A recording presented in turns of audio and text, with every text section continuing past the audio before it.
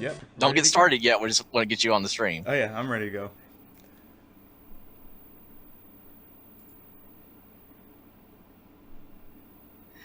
All right, guys. We are back with Supersonic. He's going to be doing some Super Mario Bros. Warpless Small Fire Mario. How's it going, Mr. Supersonic? Doing pretty well. How are you doing, Taco? Oh, I'm hanging in here, man. Got through a very rough day one. If you just saw my Teen Titans run, oh, God, that was a dumpster fire. Oh We're wow. a classic Nintendo action here, so I'm excited. Yeah, I'm glad to be here. All right, so hello everybody. My name is Supersonic, and I am a Super Mario Bros. Speedrunner. Even though my name is Sonic, but hey, we can be backwards or whatever you want to call it. Yeah, don't let the name confuse you. I'm sorry, I'm like my tongue didn't want to work there for half a second. Yeah, so I've actually been speedrunning Super Mario Brothers for about a year now, and been mainly focusing on Warpless for quite a bit, and Small Fire Mario is pretty much my main category that I play. So I'll be glad to showcase that for you guys. Yeah, when I got the submission for this, I'm like, okay, this is Super Mario Bros. This is good. I want Mario, and then I saw it was like the small fire. I'm like, ooh, I got to do this. We got to have this in the marathon. Yeah, it's a pretty neat glitch, and I'll be explaining how it works.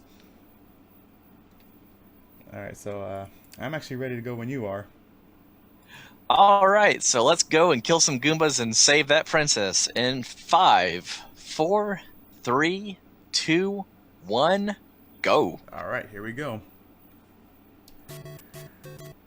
So we're taking a blast from the past here, back to 1985 when Nintendo is pretty much taking its launch into video game history.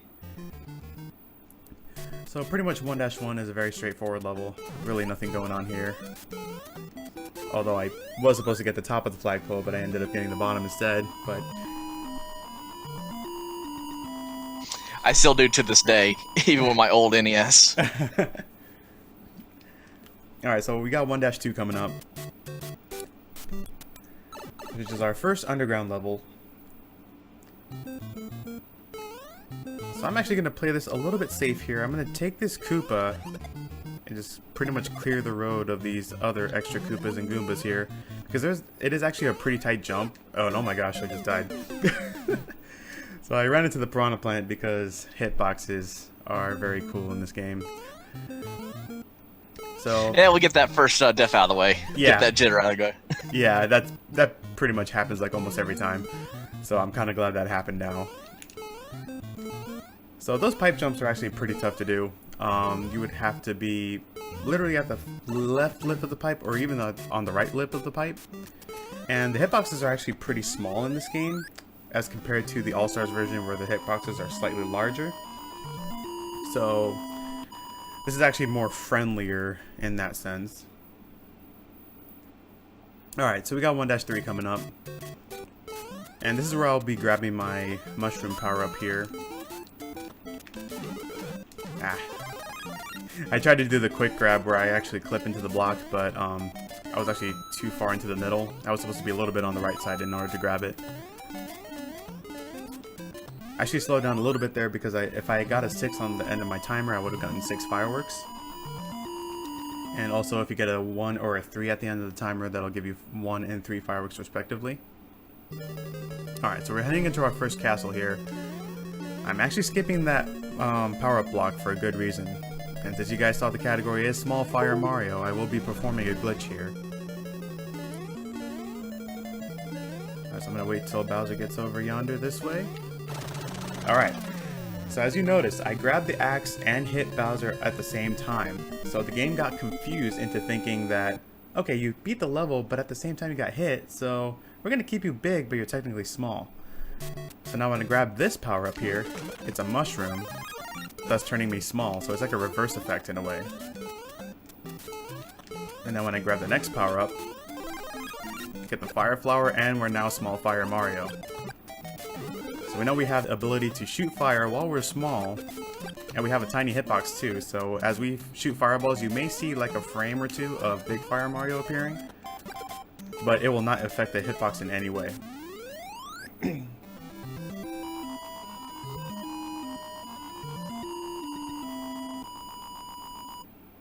Alright, so we got 2-2 coming up, which is our first water level of the game. And since we can shoot fire in water, that completely makes total sense. We're gonna do a little bit of target practice here. If I can get some good looks here. Normally what I like doing is I just want to clear the way of the cheeps and the bloopers. I can even shoot them from underneath because I can abuse the hitbox that way. So I can do like point blank, shoot underneath, shoot from far distance. So pretty much Mario's an all-around shooter. Get rid of that cheap there.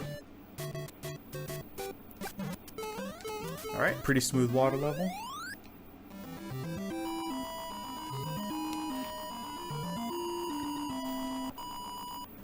Alright, next up we got 2-3. Oh, go ahead.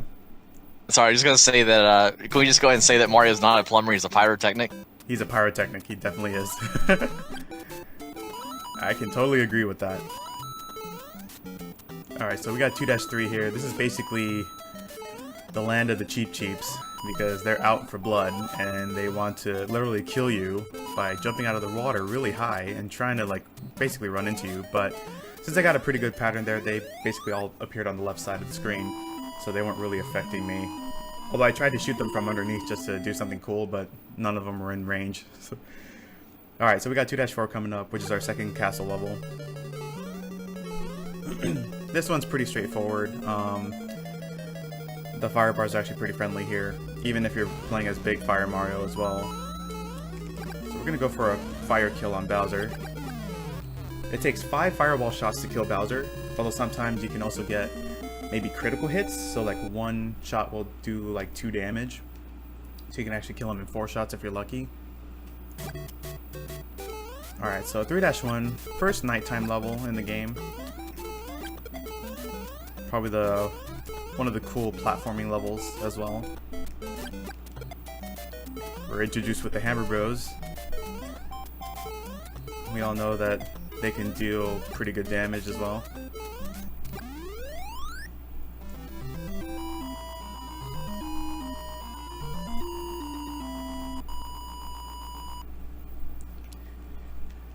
Okay, so 3-2, there's gonna be a lot of enemies here, which I will not be using my fireballs too much, because if there's at least 4 enemies on screen and I shoot a fireball, it will create lag. So I'm just gonna shoot whichever is necessary for me just to get through.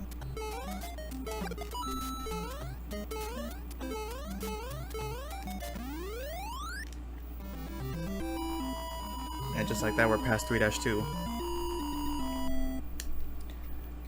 Okay, 3-3 is coming up. Another treetop level.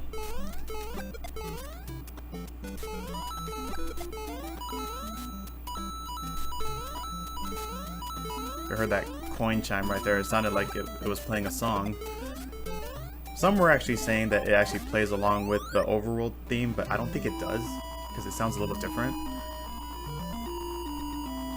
But it sounds cool anyway. Alright, 3-4, this castle is actually a little more scary, so I'm actually going to play this a little safe here, mainly because of the Potoboos and the fire bars coming up ahead. And of course Bowser's fire, so I want to make sure I maintain fire here. Alright, we got that really interesting Bowser kill, where I was abusing the hitbox, so I was able to kind of get underneath and just shoot him in the belly. Alright, so we got 4-1, probably the most boring level in the game, practically free. Blocky 2 may be in the way, but his aims are awfully horrible. None of the Spinies are going to hit you at all. So it's like a cruise in the park, pretty much.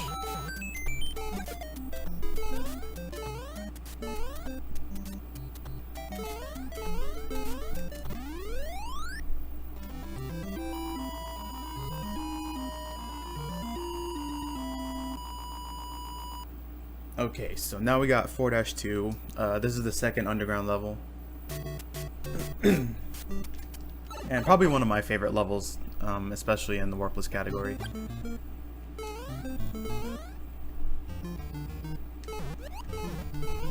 We're gonna take the lower route here. I usually hit that bind block to get rid of the third piranha plant. Normally that would be used for the wrong warp in the any percent category.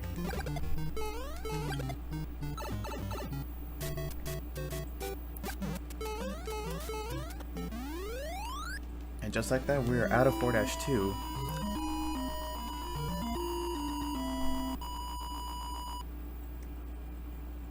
Okay, 4-3 is probably one of my least favorites in this game. Even though there's like mushroom treetops, but there are some things that can actually kill your run, especially if you're on really good pace. Like I just bonked into one of those pendulum platforms.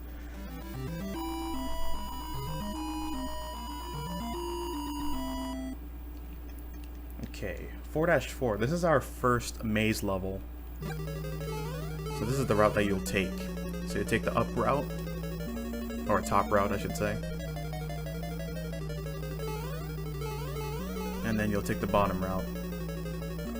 If you played the All-Stars version, it'll actually play a chime for you, signifying if you either went in the right way or the wrong way. Ah, whoops, missed the axe a little bit. But still got the Bowser kill and preserved fire, so we're good on that. So there's like various similarities and differences between the two. Alright, so we are now halfway through the game. We're heading into 5-1, which is probably the more dangerous worlds in the game. Just gonna go ahead and cruise through here. Ooh, that bullet bill almost got me. And we're gonna get our first set of fireworks.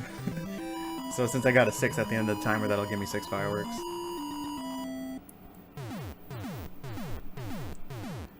And usually if you get fireworks, it'll be at, like, if you get 6 fireworks, it'll be like a 2-second time loss. And if it's like 3 fireworks, it'll be like 1 second, just about.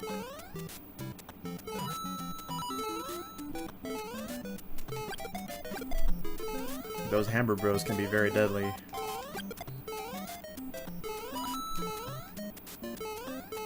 Alright, so we got past 5-2.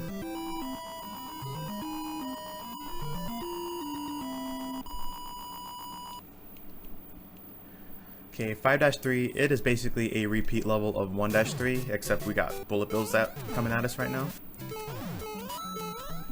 And there's actually a particular Goomba that you have to kill, which is this one.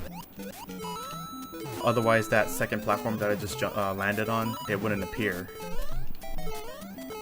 So I made sure that I stomped on that Goomba. If you did a fire kill on that Goomba, it will still despawn that platform, which I thought was really interesting. Alright, so 5-4.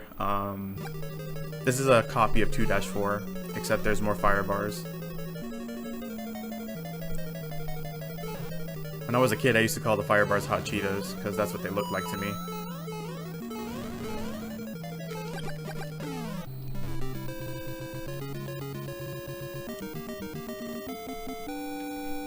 How do you get small fire, Mario? Basically, you touch Bowser and the axe at the same time in your big state. And basically, it tricks the game into thinking that, like, you finished the level, but you got hit, so it keeps you in your big state. But it creates a reverse effect. So then when you grab a mushroom in the next, as your next power up, while you're big, it'll turn you small. And then when you grab the fire flower, it'll give you fire. And apparently in the game, it gives you it has a palette in there for Fire Mario, especially when you're small. And interesting fact, if you grab a mushroom while crouching as Big Mario, it'll create like a really weird dead Mario sprite. Alright, so we got 6-2. This is actually a pretty fun level when you're fire. Bunch of piranha plants to shoot down.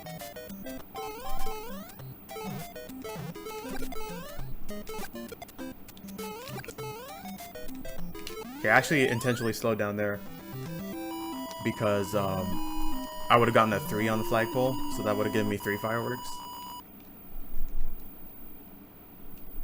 Alright, so 6-3. It is a snow level, but you don't have snow physics in this game, so it's basically a regular ground level. It's actually pretty fun level to platform.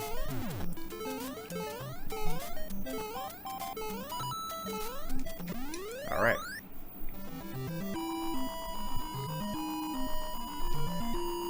So now we're heading into 6-4. This is basically a copy of 1-4. Another scary level as well, so I'll be taking it a little safe here because of those potaboos right here. And then there's a couple of fire bars coming up, especially here, because that one's actually a little tricky to get through. And Bowser's actually introduced with hammers, so he'll be throwing a ton of hammers from now on until the end of the game. So we got past 6-4. We got 2 more worlds remaining in the game. Heading into 7-1. It's pretty much a Bullet Bill battlefield here.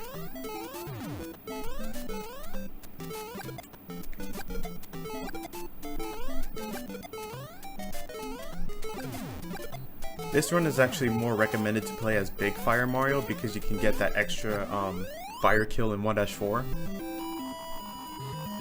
And the reason why I play as Small Fire Mario is because Andrew G, who did a Warpless run in AGDQ 2014, he did Small Fire Mario, and that pretty much gave me the inspiration of running this category. Well, mainly Warpless in general, but playing a Small Fire Mario in general, like Andrew G was a big influence on that. And sadly, you cannot get the world record as Small Fire Mario. You can get at least a 1915. I'm actually pretty close to that. My PB is currently a 1918. But I am currently learning Big Fire Mario, so I can get like a sub 1910 or even aim for the world record. So that's a work in progress. Alright, this... Yeah. Go ahead. Oh, I was just gonna say it was awesome to see Andrew G and Little John, or Big John rather, at the last GDQ, AGDQ. Oh yeah, when they did the two-player. So great to see those together. Yes, yes. Better call your boy. Yeah, that was a lot of fun to watch. Alright, so now we're at 7-3. This is basically a copy of 2-3, except we got Koopas now. So I'll just be shooting them out of the way. Like that one too, so. Also, I didn't mention that 7-2 is actually a clone of 2-2. So basically, this game has a lot of clone levels, except they're throwing in more enemies at you. Alright, 7-4. This is another maze level. We're gonna go to the bottom route, middle, and top. Then for the second phase, we're gonna go top, then middle, oops, and then top again. Alright, so now we're heading into Bowser's lair. I'm gonna shoot him down and grab the axe. Alright, now we're hitting the home stretch here. We got one more world remaining. Heading into 8-1. This world is more infamous for any percent, especially when you're playing just small Mario only. Just trying to do those pipe jumps, but this time we got fire, so we have an advantage over these piranha plants. So I basically stomp on those 2 Koopas to despawn one of the Goombas. There's a star block there, but that's actually more for any percent. I just want to show that because we have this thing called judges. So if you hit the star block at the first pixel, and you grab, and you kind of notice like the top of the flagpole is like slightly extended a bit. So that'll actually save you a frame roll, which I'll pretty much explain right now.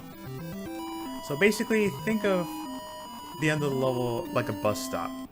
And the bus leaves every 21 frames, or 0.35 seconds.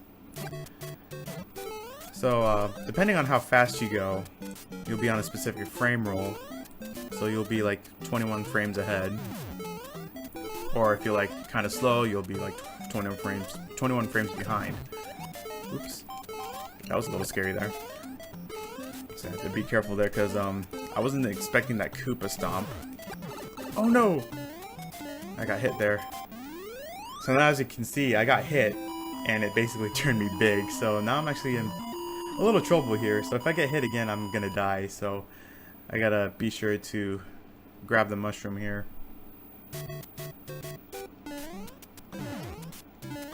And my hitbox is big too, so... Oh, there we go.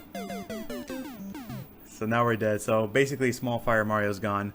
And since we're at the last world anyway, we won't be able to set it up again anyway. So we'll just go ahead and play through this normally.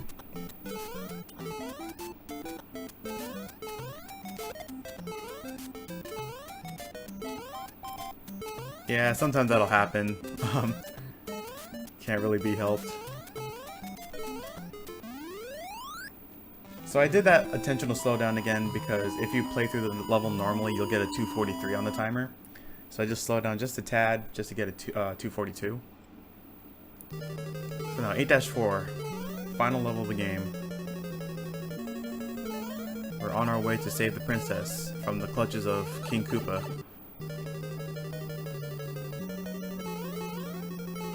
Go for a wall jump here. Got it. I did the 2-frame setup after exiting the pipe, so that would give me a better chance of getting the wall jump. And I also did a wrong warp there, so if I did the turnaround and I had a good amount of pixels to the right and I can enter that pipe, it'll take me to the water section instead of going the original route where you just go all the way to the right, grab that pipe. Heading to the final room, time's coming up. And time.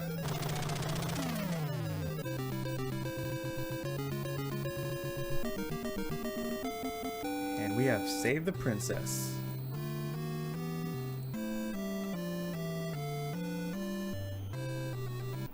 Wow, that was almost a sub 20.